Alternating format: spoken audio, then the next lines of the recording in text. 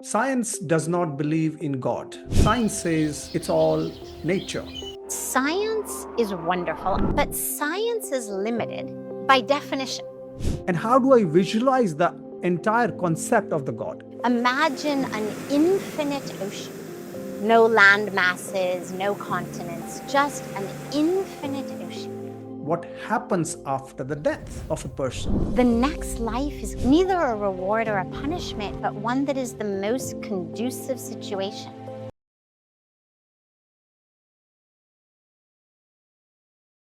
Sadhviji, thank you so much for giving me your time today.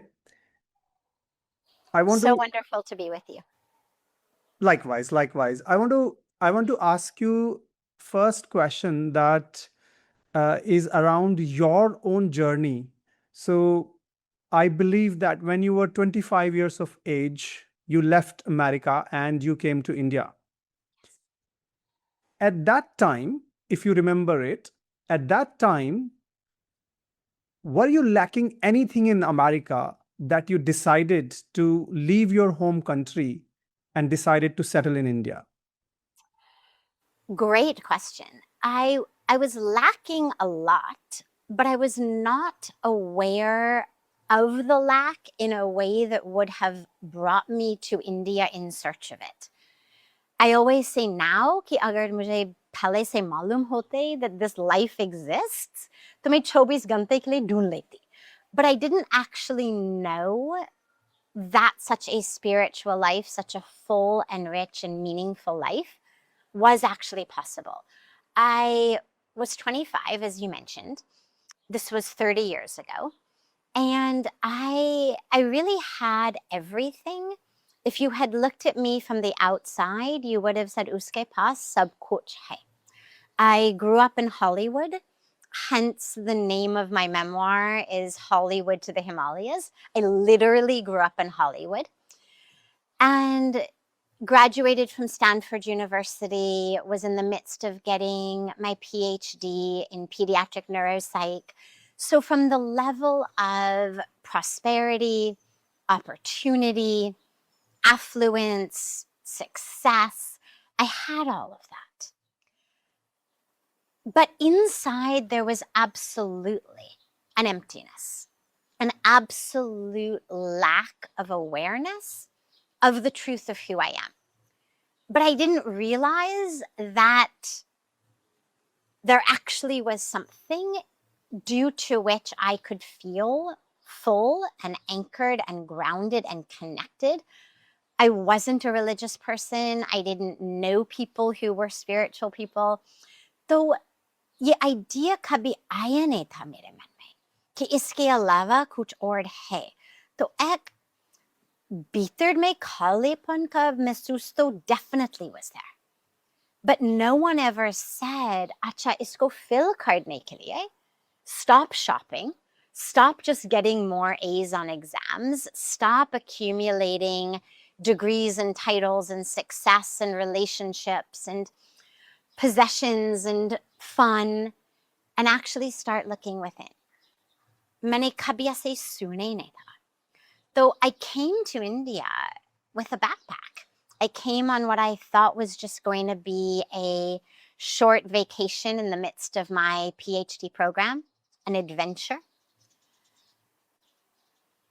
But Bhagwan ki kripa se, Ganga ki kripa se, Guru ki kripa se, I actually was handed an experience on the banks of Ganga, a personal transformational awakening experience in which suddenly I was aware that I was in the presence of divinity and that presence was pervasive, that it didn't matter what I looked at, everything was divine.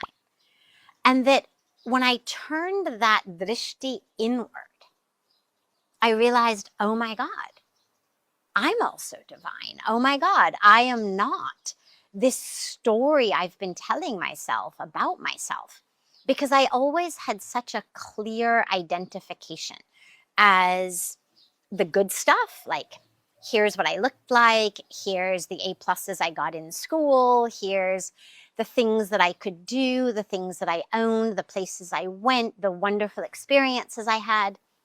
And here was all of the negative stuff where I felt not enough, where I felt like I wasn't beautiful enough or successful enough or popular enough or worthy enough, the struggles, the challenges, the trauma. But I was moving through the world with these identifications. This is who I am. And suddenly, on the banks of Ganga, I had this experience of knowing I am not those things. I am inseparable from that pervasive presence of the divine. And as you can imagine, it obviously transformed my life.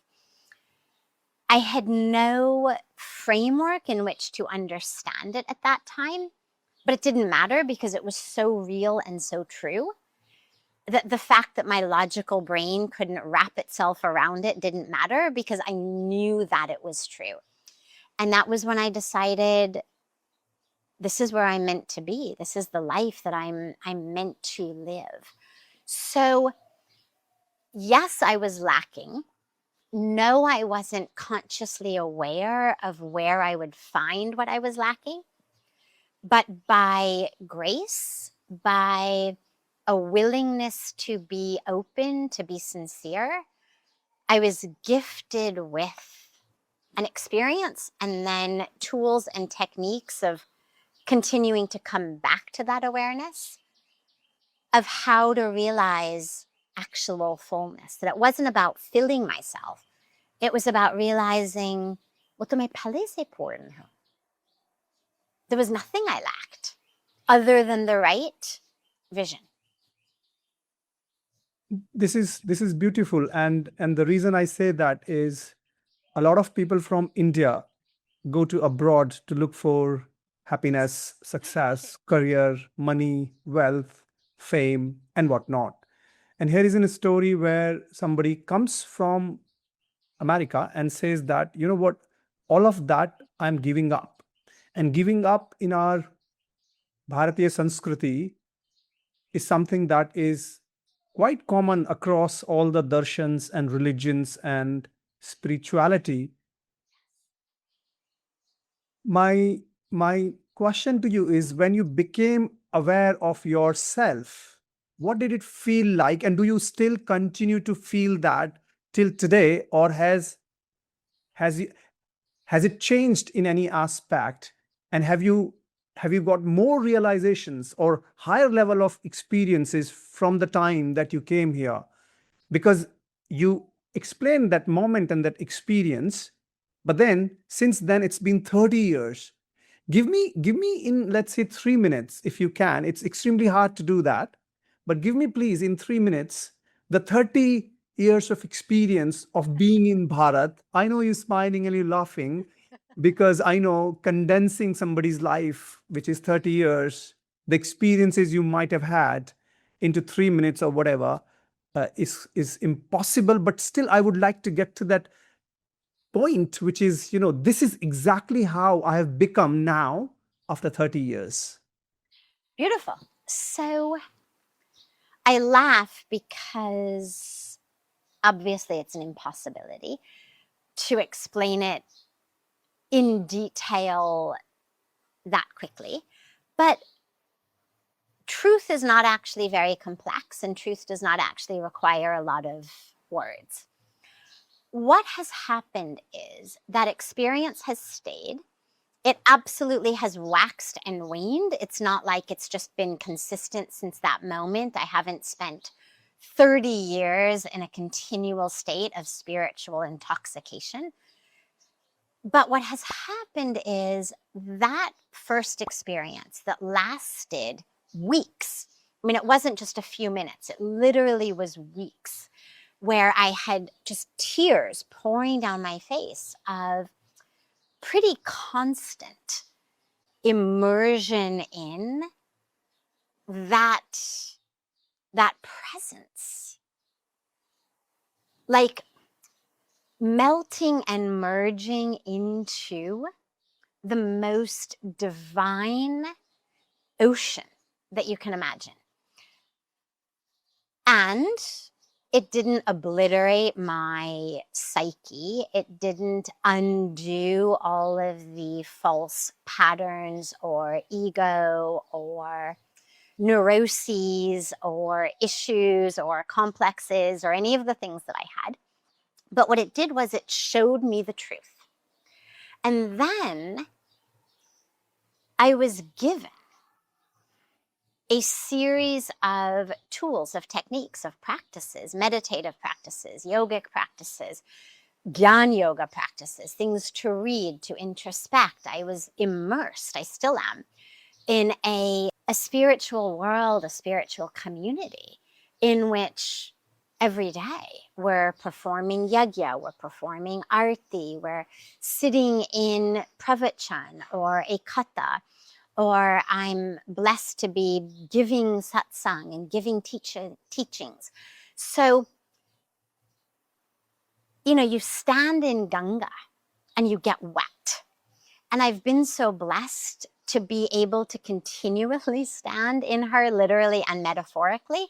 And so that teaching and that experience keeps coming. It also absolutely gets deeper, because as you experience the waxing and the waning and the return of human ego, neuroses, issues, illusions, etc., but you know that the truth is something else, you're able to say, wait, what's happened?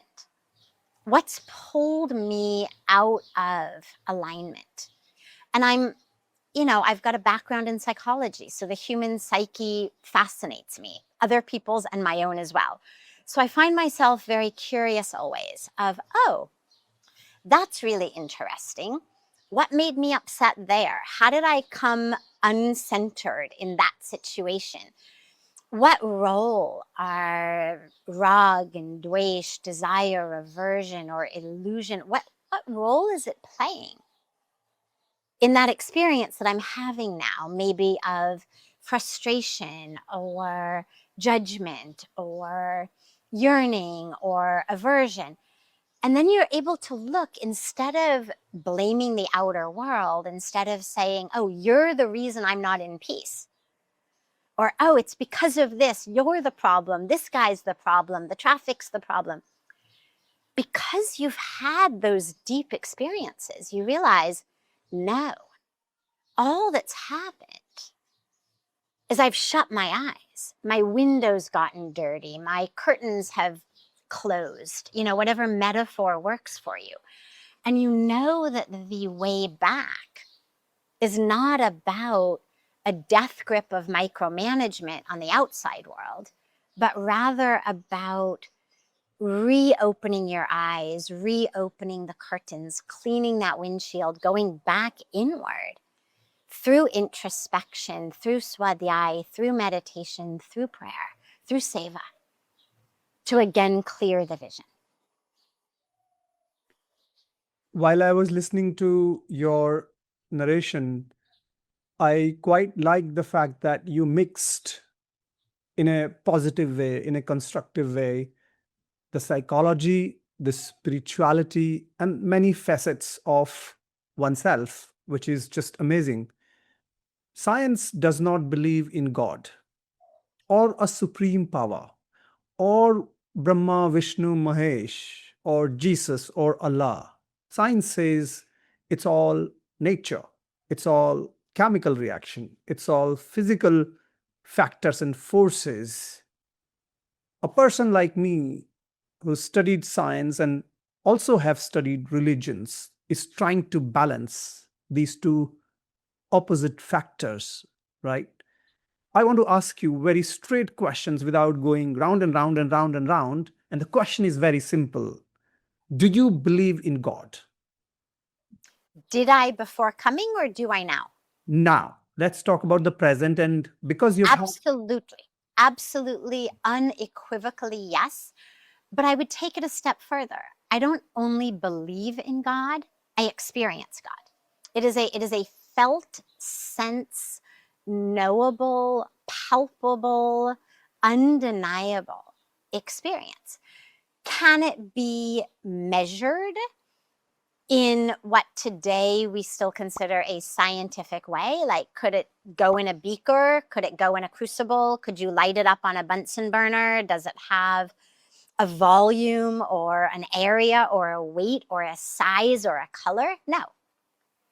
But that does not negate the validity of its presence. You can't stick love in a beaker. If I say to you, do you love your mother? And you say, absolutely. And I say, well, prove it. Like, what's the volume? Put it here. Put it in my beaker. Show it to me under a microscope. You can't. And yet, hopefully, everybody listening to this has had at least one experience in their life of loving someone, whether it's a parent, a child, a spouse, a friend. And the inability of science to see it, prove it empirically, doesn't trouble us because we experience it. Here's the thing about science. Science is wonderful. I love science. I'm a scientist at heart. My academic background is science. I still love science. But science is limited by definition to the scope of its tools. Before we had telescopes, a couple hundred years ago, if you had written on a science exam that the earth is flat and everything revolves around it, you would have gotten 100%, A+ on the exam. Yes, earth is flat, everything revolves around it. Our tools got bigger. Our tools got better. Our tools got more refined. Now we say, oh, the earth is round. And actually, it is revolving around the sun. The nature of the earth hasn't changed. The nature of revolutions haven't changed. All that's changed is our tools have changed. Who knows whether 200 years from now, people are going to look back and go, ha, ha, ha, they used to think the earth was round and that it revolved around the sun. Isn't that funny? Because now we have tools that show that it's something completely else entirely. The truth of science is predicated upon the sophistication of scientific tools. The fact that we don't yet have tools that can see love, that can see the divine, that can see prana, doesn't mean they don't exist. You know, when we breathe in and we talk about prana, it's not just oxygen. Oxygen is a molecule. We can measure it. Can't measure prana, but we know it's there. We know that there is something in us other than just oxygen. At some point, I believe our tools will be good enough to measure it. But from a spiritual perspective, to limit ourselves to a truth that scientific tools can measure is fallacy. You know, up until recently, love was just love. Now we say, oh, you know, there's this chemical called oxytocin. And oxytocin is responsible for so many of the feelings that you have around love. Great. We now know neurologically which parts of the brain light up in what ways, whether you're looking at an fMRI or whether you're looking at an EEG or you're looking at so many other ways of measuring the state of our brain. We can see which part of the brain, we can see which neural circuits, we can see which chemicals are getting activated or quieted when we meditate, when we have divine connection. But the fact that there are neurochemical aspects of an experience that we have does not diminish the experience. It doesn't negate the experience. It doesn't make the experience only chemistry in the same way that love is not only about oxytocin. And yet, yeah, there's this wonderful chemical that when we feel love, we know that oxytocin is flowing through us. Great. But that doesn't mean that love doesn't exist and that it's only a chemical in our brain. And in the same way, the fact that we can look at different brain areas when we're having peak meditative experiences and see what's happening, it doesn't relegate spiritual experience to simply a chemical reaction. All it says is our physical brain is the medium through which we experience everything. A sight, a sound, a taste, a sensation, a memory, a thought, an emotion. It all comes through our brain. And the brain functions electrically and chemically. It's how it works. Every single thought, every single emotion, every single memory can be broken down into a series of chemical and electrical patterns of activity in certain areas of our brain. But that doesn't mean that nothing else exists. It's just that the brain is the medium through which we experience it. So being able to point to chemicals or electrical reactions while you're having an experience of loving someone or while you're having an experience of being connected to God, it doesn't minimize it or undermine it in any way. It just says, oh, this is the way through which my brain experiences that moment. So I think that the rationale or the logic you gave, that science only understands things that it can measure, which I totally buy, that it can measure things today, and tomorrow there is a possibility that it might be able to measure more things, and therefore it evolves, and that's why it is called science, precisely. And you took an example of love, which is experienced by almost everybody on this planet. So there is no denying that this emotion of love is experienced by a lot of people. But when it comes to God, and the reason I'm probing these is I truly want to get to the bottom of the point that you made, which is God is an experience, and you had that experience, and therefore you believe that God does exist, which is great. But a person like me who has never experienced God, of course, is questioning the very basic idea of, okay, fine, I listen to Sadhviji. She explains to me that she's experienced God and she believes that God does exist. Therefore, I am asking her, Sadhviji, please explain to me, who is God? What does what do we mean by when we say the God exists? Is the God a supreme power living somewhere else, and that power is different from me, or am I part of it? And how do I visualize the entire concept of the God? Beautiful. So there's two different ways in. I mean, there's many, many ways in, but two broad ways in. One is the non-dual way in, the way in through lineages and traditions like Advaita, Vedanta, that say there is nothing but God. Aham brahmasmi tattvam asi. There is nothing but Brahman. Everything is Brahman. Imagine an infinite ocean. No land masses, no continents, just an infinite ocean. Everything that arises, all the wave forms are arising of the ocean, in the ocean. So even if there is a wave form that we could call my body, my life, my experience, it is arising in that infinite ocean. Even at the peak of my experience of separateness, I'm actually ocean. I've never stopped being ocean, even though I'm also feeling like a waveform. But if you took a spoonful or a dropperful of a wave and you gave it to a scientist who looked at it under a microscope, the scientist would not say wave, the scientist would say ocean. Even at its peak of waveness, its highest truth is ocean.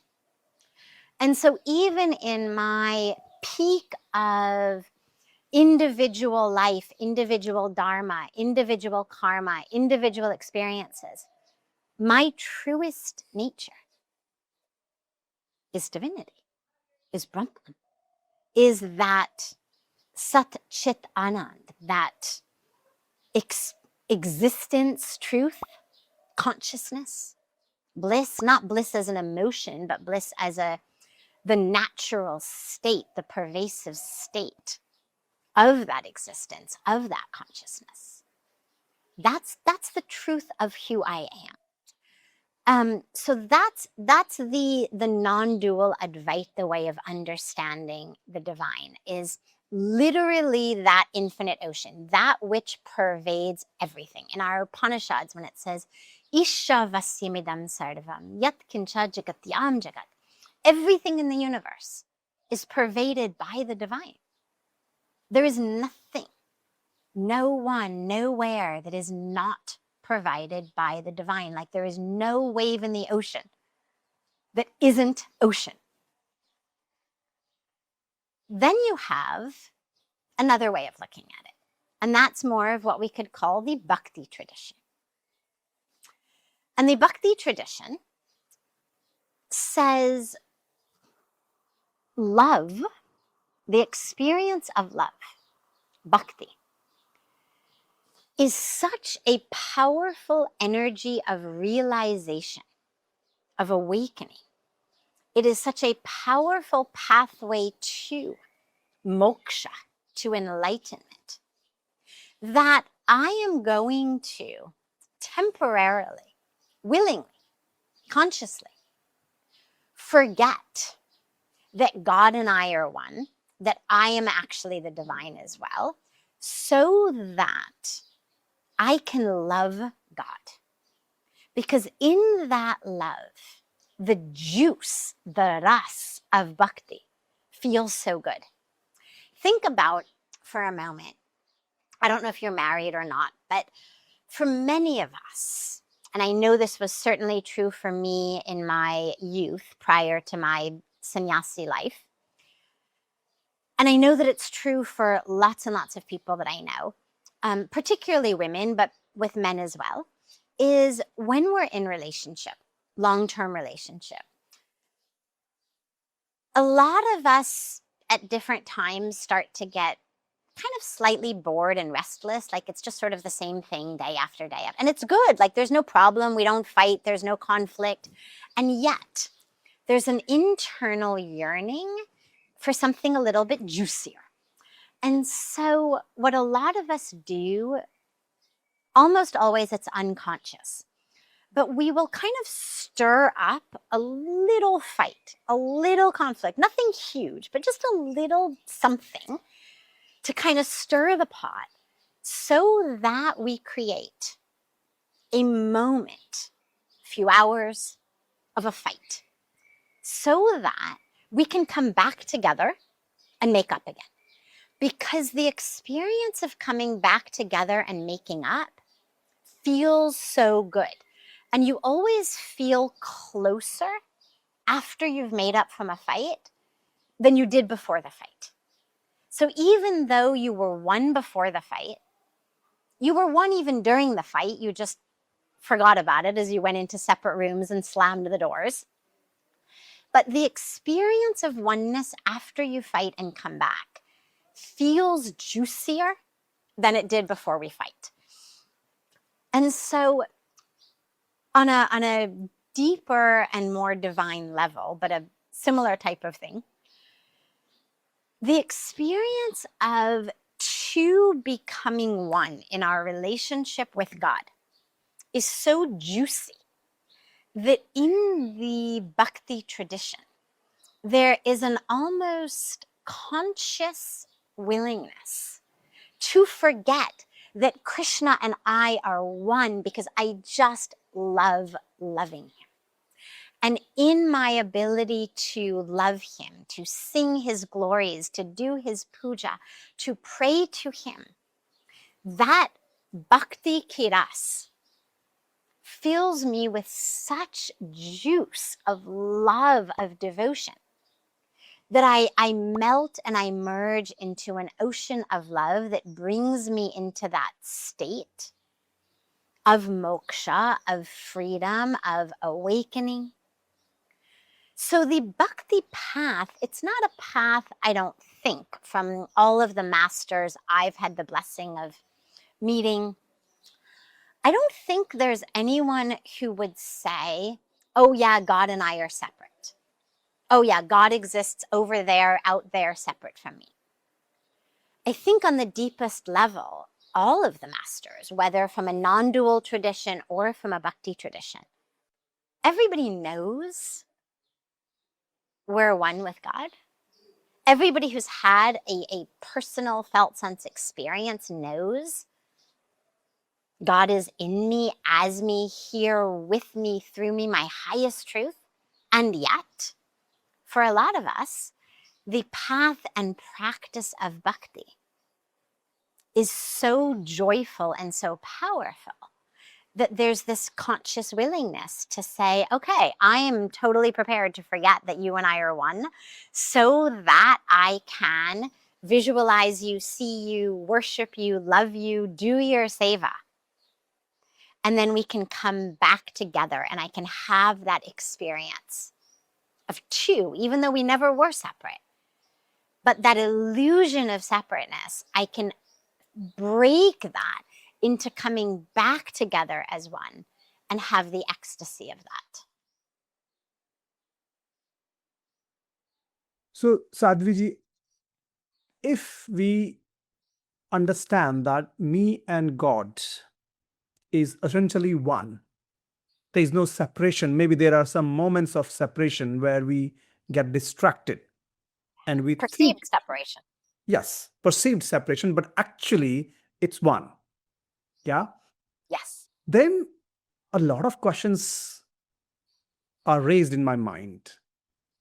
If that's the case, if every creature has the divinity in it, and God and the creature is essentially the one thing, then what I struggle to understand is why there are people who are acting like demons.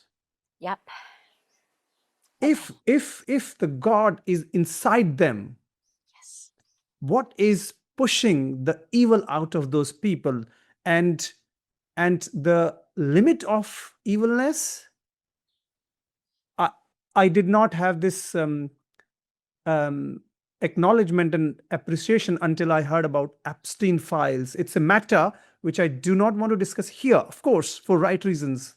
But I did a couple of other podcasts with other people who've been following those Yeah. events, and when I learned about them, more I look at these events that are happening around us, be it the wars, battles, it tells me if God existed either outside or separate from me or within me, there are thousands of questions that are unanswered. And one of them right now that I want to ask you, since I got this blessing and opportunity to discuss and sit here and discuss everything I want to discuss, is that um, where is the evil coming from if the God and me are one? Yeah. Great question. And a really, really important question. Okay. So when we think about God as the creator, for example, when we say, okay, I'm going to come at this from a bhakti tradition, a dualist tradition, because in the Advaita tradition, it's all Maya. The creation is Maya. So rather than going in that direction, let's go in the direction of the bhakti tradition. We have God, the creator, Brahma, created everything. Vishnu sustains. Shiva is the energy of destruction. So when creation was created, part of the package deal of creation included free will. Now, between you and me, I have certainly thought whether God is seriously regretting giving us free will. You know, like sometimes parents give kids a, science a set, a chemistry set for Diwali or for Christmas or for their birthday, and then the kid, burns down his bedroom, and the parents think, oh my God, what did I give them? But I wonder sometimes whether God is not regretting having given us free will. I think if I were in God's place, I would certainly regret having given humans free will. But all of that aside, clearly part of the package of our human existence is that we've been given free will. And we've been given very clear instructions of how to work with that free will. We've been given scripture, specific teachings. What is dharma? What is adharma? What is truth? What is falsehood? What is punya? What is pap? Very clearly we've been given. We've also been given practices by our sages, by our rishis, of here's how to align yourself, your mind, your instincts, your choices, your life in such a way that you use that free will in a way that brings goodness to you and to the world. Because if you don't, you're going to suffer the consequences. Because along with free will, part of the package deal is this law of karma.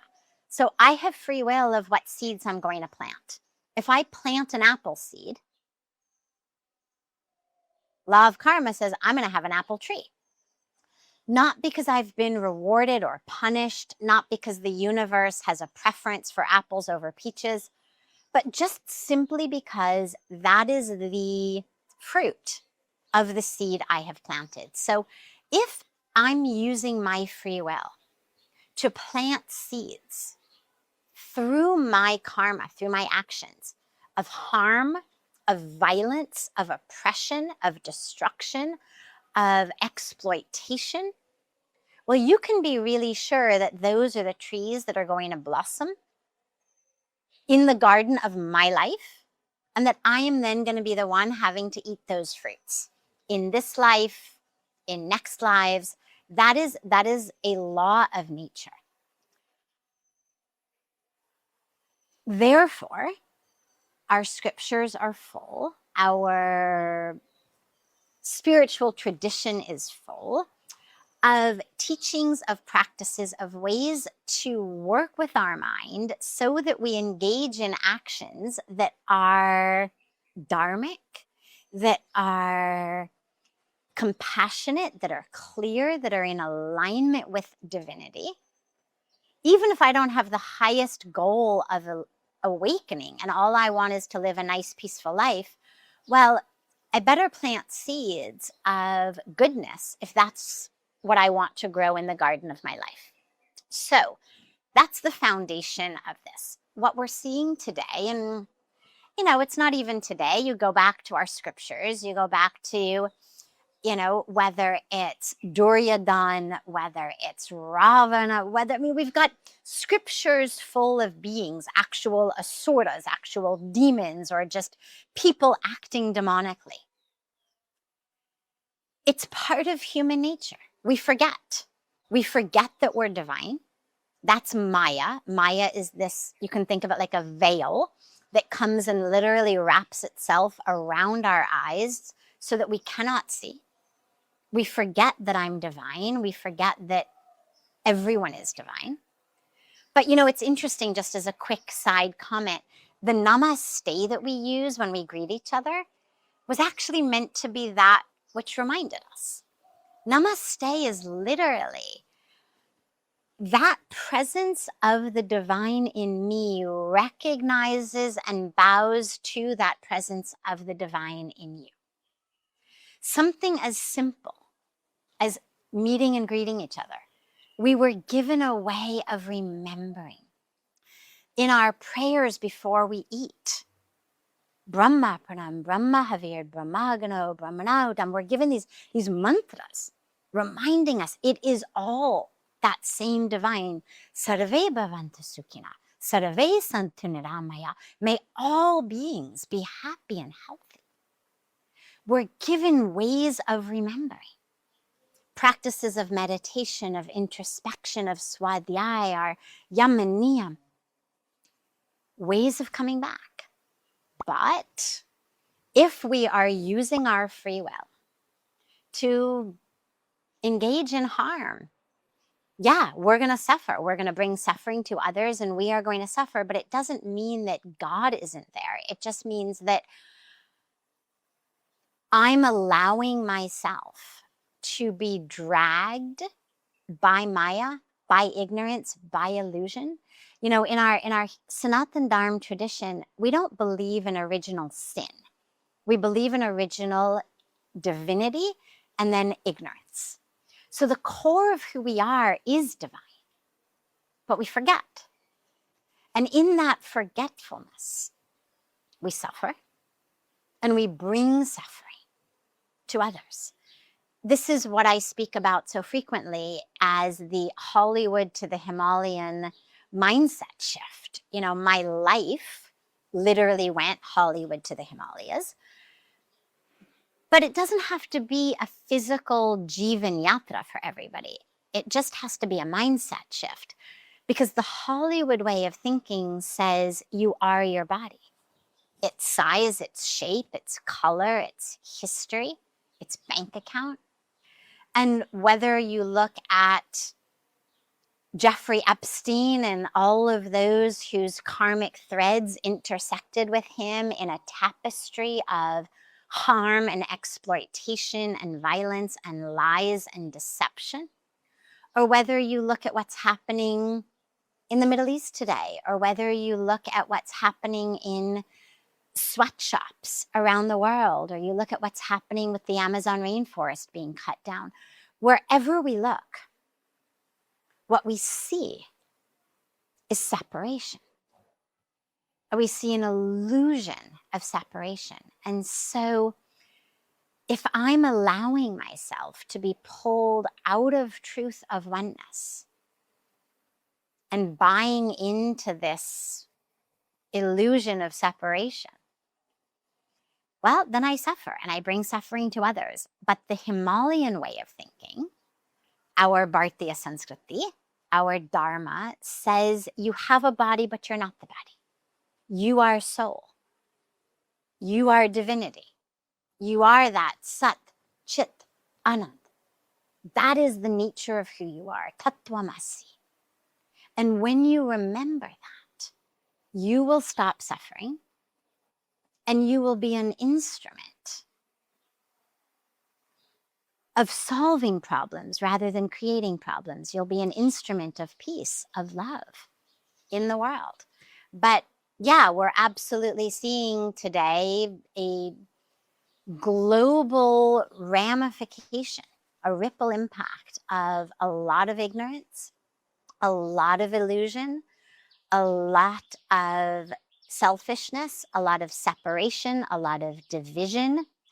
And it's really up to every one of us, I think, to do our own internal work, to anchor ourselves in truth, in oneness, in Dharma, so that we can become those instruments, that nimit matrabhav, that remembrance that we are an instrument in God's hands.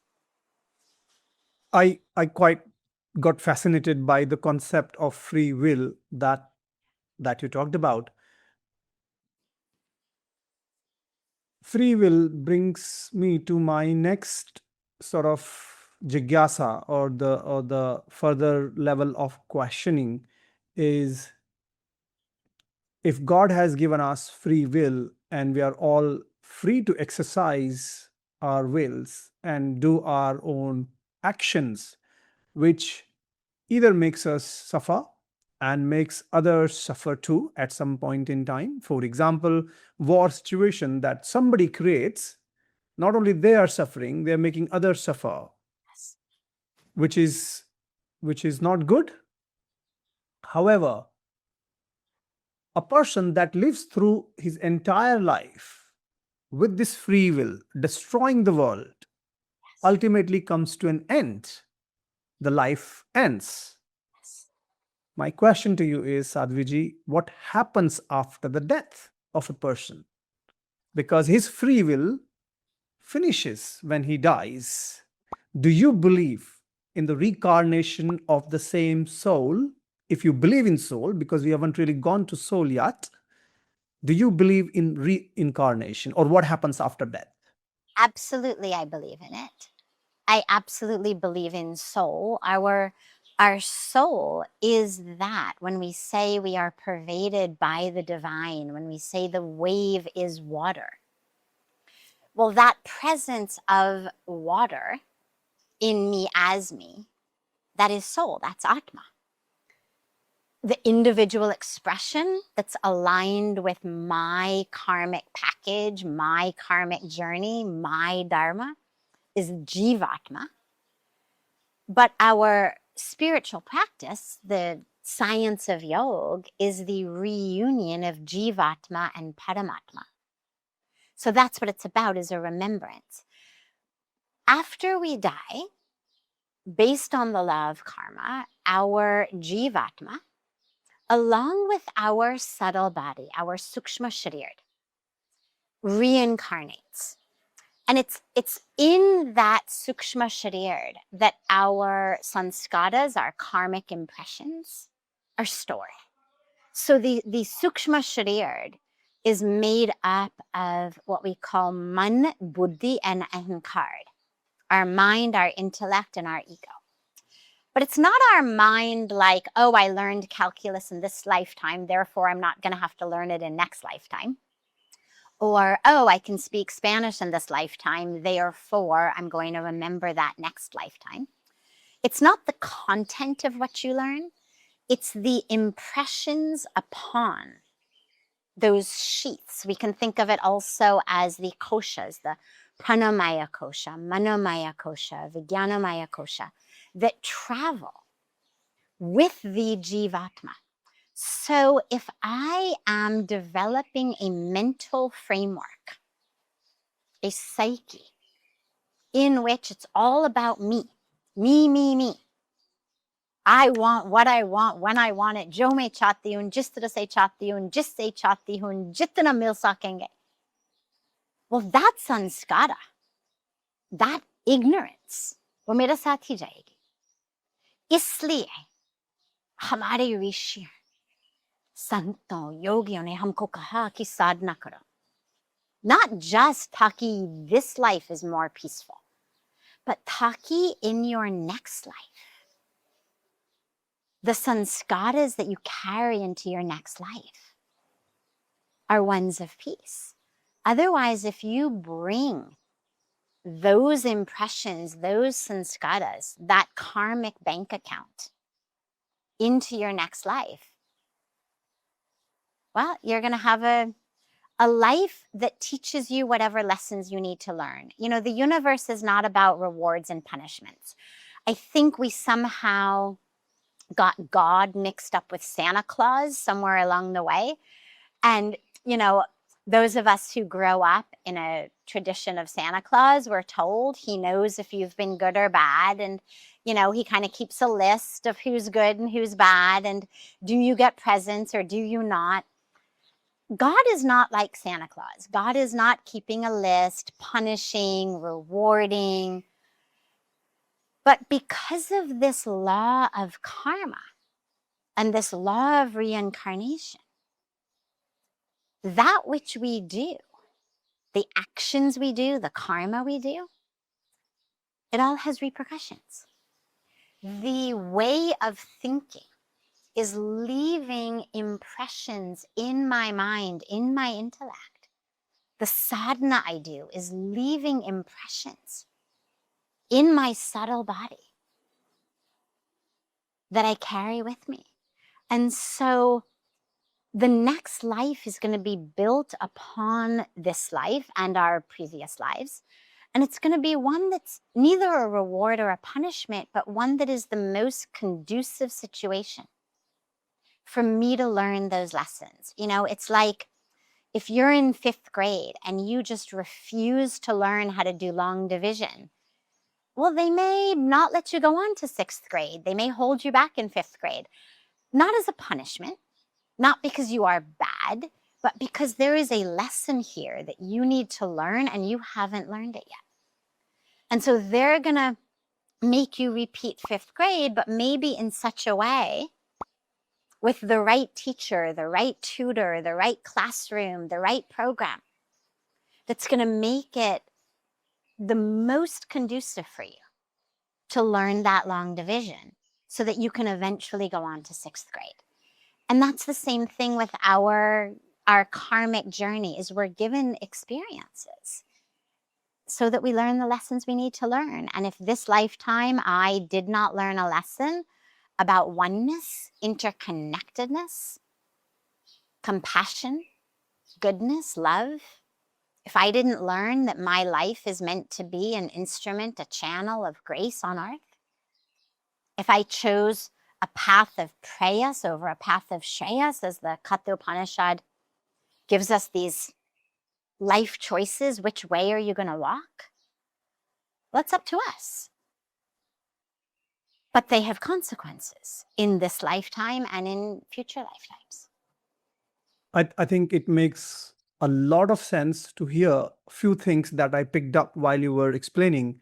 Uh, for example, you said, God does not punish you, neither God rewards you, which is excellent, because then I am the one who is responsible for what I do and therefore have to bear consequences, either good or bad. And that brings me to my next jigyasa, Sadhviji, which is, if that's the case, seems like God doesn't really intervene in what I do because he's given me free will, or I have the free will, either ways. Two, three things which are slightly more practical. I'm going to start lifting us back from the deep level now to coming to the practicalities of the life. And one of the practical question that I want to ask you is, people, be it Hindus, Christians, or Muslims, or whichever sect they follow, they offer things to God, right? And in return, they expect some benefits, some, as we call it in our finance world, ROI. Yes. You're going to have some return on investments. Yes. And Yes. it has become a business. Yes. If I offer 11 rupees of prasadam to God, I'm expecting at least 11 lakhs. That's the mentality right now. Yes. I want to ask you, if God doesn't intervene, neither it rewards nor it punishes, how do we look at all the offerings that we give to God? And what's the significance of them? Beautiful. All God wants of us is love and devotion. God was never meant to be a vending machine in which we put in our money and we push the button and we should get what we want. We are getting that which, as I said, is the most conducive for us to take our next step closer to God. And we are getting the results of our past actions, our past karmas. But for a lot of us, we do see God as a vending machine. Like, hey, I put in my money, I did my japa, I did my puja, I did my abhishek, I gave my dakshina in the mandir, and I'm pushing this button and nothing's coming out. And we think the machine is broken. People lose faith, change gurus, change religions, the same way that we would say, oh, this machine is broken, let me try the one over there. But God was never meant to be bargained with. There's nothing in scriptures that says, you give me this much money and I'll give you that. The return on investment is, you surrender your life to me and you will be anchored, grounded, connected, peaceful, joyful, awakened, enlightened. You will be free. The things of this world will not be able to impact you. They will not be able to upset you. They will not be able to unsettle you. Otherwise, for most of us, our lives go up and down based on everything in the world around us. But the teaching was always, come to me with love, with devotion, with surrender, not open up your wallet and, put it at my feet, and then I'm going to give you a many, many times over return on your investments. So it's definitely an incorrect way of seeing things. It's, and it's something that we see all the time and laugh. My guru, Puja Swami Chidanand Saraswati ji, always laughs. He says, "Hum isht ke paas list leke jate hain." Shopping list. Ki acha mujhe ye de do. Just say we go to the grocery store, I want this many apples, this many oranges, itni karela, itna ye. That we go to God and we're like, this. But it was never meant to be that. We're supposed to go to the divine with our heart, with our love, with our surrender. And in all of our scriptures, all of the teachings, every story, every mantra, every teaching is all about coming with just a purity of mind, a single pointedness of attention. Whether we look at stories of Nachiketa, whether we look at stories of Nadaji, whether we look at Prahlad, whatever story we look at, it's all about just devotion, love, surrender, sincerity of that connection. You look at the Bhagavad Gita, what Bhagwan Krishna tells us through Arjuna. Surrender, surrender, surrender. So, yeah, I completely agree with you. People are misunderstanding and misusing spiritual connection. And it's sad because they're missing out on actually what spirituality has to offer. So if I go in with my highest goal being 11 lakhs for my 11 rupees, even if I get the 11 lakhs, I've still lost because I've missed the point of going to the mandir. I've missed the point of the spiritual connection that is actually so much more valuable than the 11 lakhs or than 111 lakhs. Beautiful, beautiful. Possibly although I wanted to talk to you for hours and hours and continue this conversation, but we have to respect the time. We have to respect the other, events you might have planned in your day. Hopefully the last question. So we've been speaking about a lot of things in the last hour or so. Where does this lead us practically? And specifically, I want to ask you the question of multi-gods concept within the Hinduism, Sanatan Dharma, which is around Brahma, Vishnu, Mahesh, and then we have Devis, be it Durga Devi, Kali Devi, etc. And we have a lot of other gods and gurus and the sants. I feel the choices is humongous. I feel choices bring confusion. I feel choices bring conflict because one God is different or seemingly different from the other. And when there is a confusion, people like me get distracted very easily because anyways we are distracted, and you throw more confusion or more choices to us to say, worship this, read Bhagavad Gita, or read Ramayana, or read Sundarkand, or follow this and follow that. My last question to you, Sadhviji, is how do I remove all of this confusion, and which God do I surrender to? Beautiful. So first of all, they're not separate gods.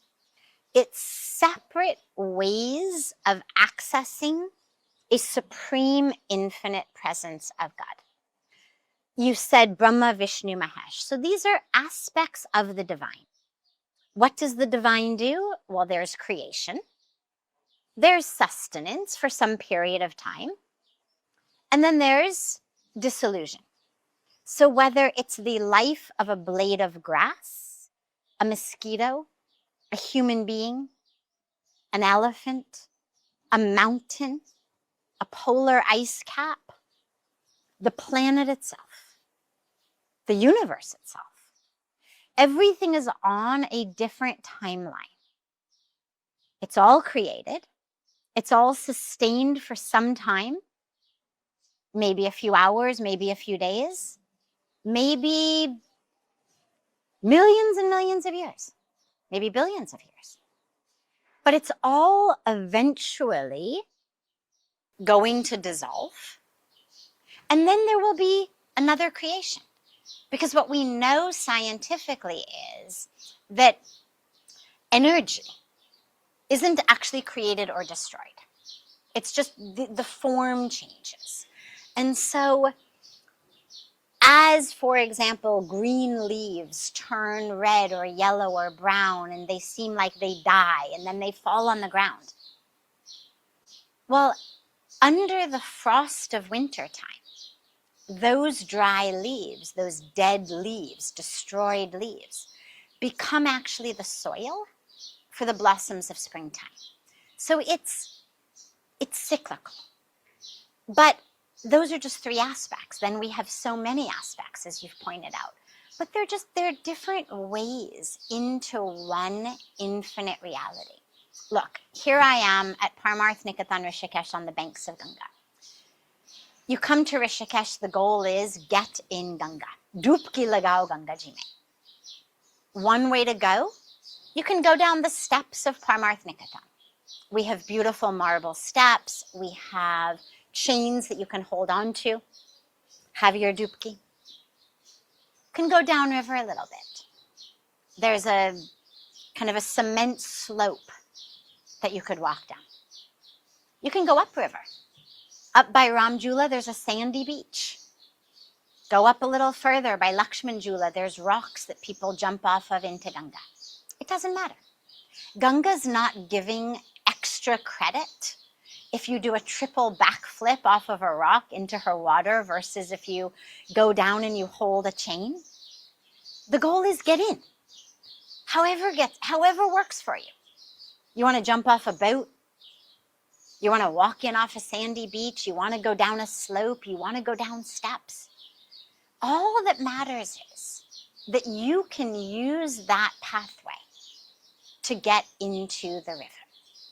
And the same thing is true with the divine. Whatever way pulls you, does praying to Bhagwan Krishna connect you to the divine? Does praying to Shankar Bhagwan connect you to the divine?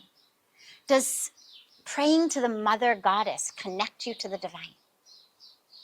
Does chanting Om and connecting to a formless, nameless, infinite presence connect you to the divine? Does hugging the tree in your backyard connect you to the divine? Does watching the sunrise or the sunset or the stars in the sky and contemplating the vastness of the creation connect you to the divine? Does going within and watching your breath as you chant so hum connect you to the divine?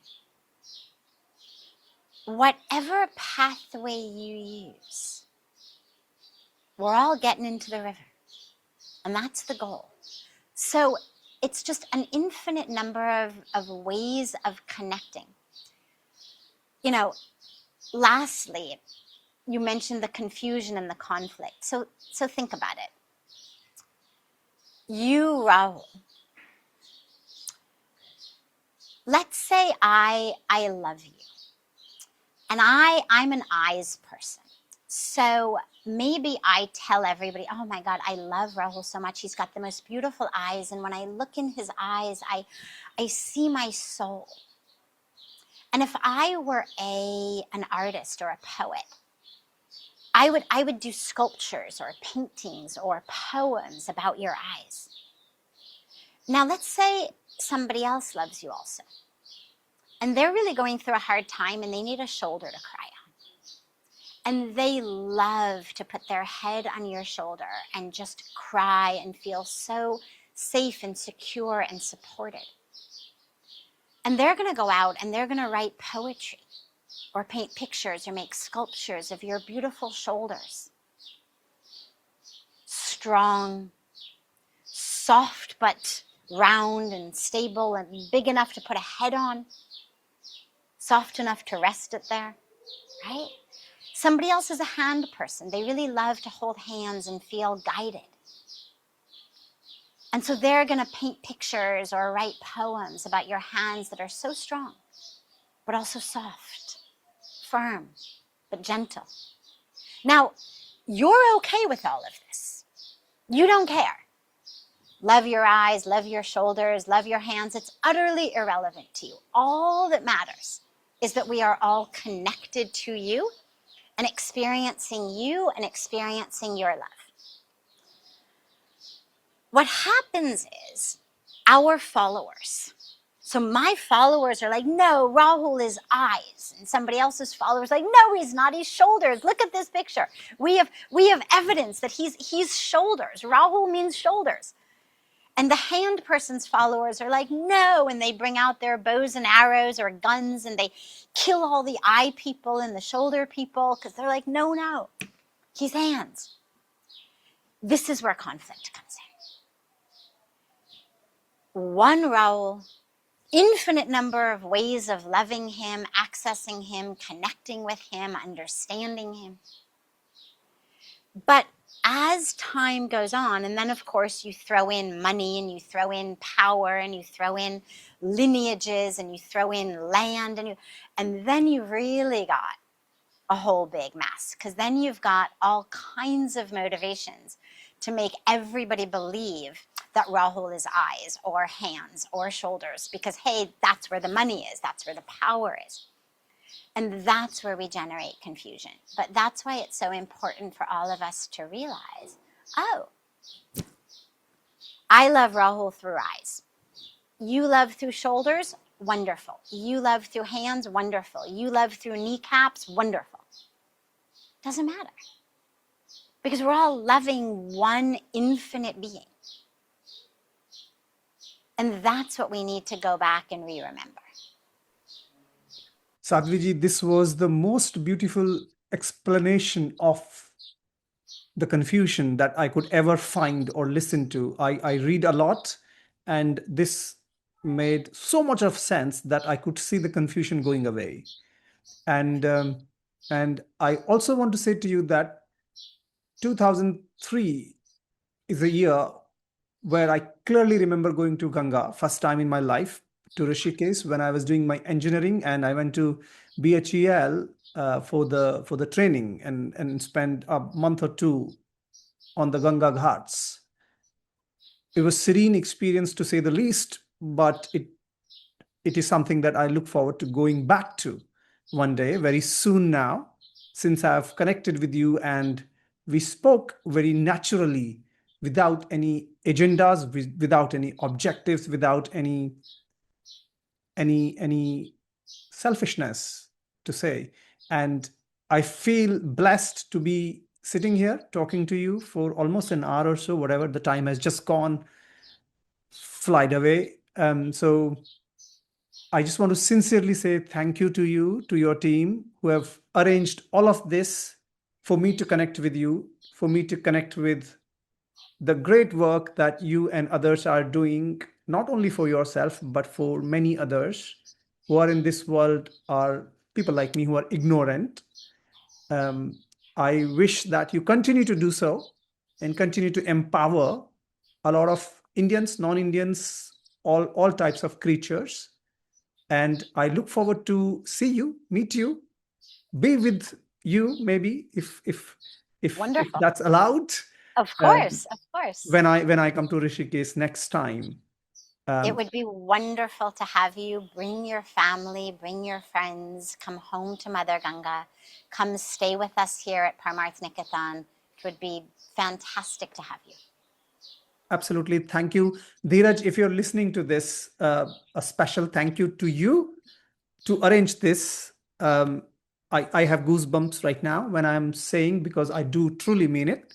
And to the entire team, Sadhviji, that is with you to facilitate this. Once again, thank you so, so much, everybody. And namaste, Sadhviji.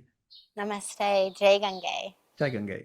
दोस्तों, अगर आपने अब तक इस channel को subscribe नहीं किया है तो जोर से सब्सक्राइब बटन पे हिट करें, क्योंकि ऐसा कंटेंट क्रिएट करने के लिए मुझे और मेरी टीम को मोटिवेशन चाहिए। और जब आप सब्सक्राइब करते हो हमें ह्यूज मोटिवेशन मिलता है। और मैं आपसे जल्दी ही मुलाकात करूंगा। तब तक के लिए जय हिंद, जय भारत।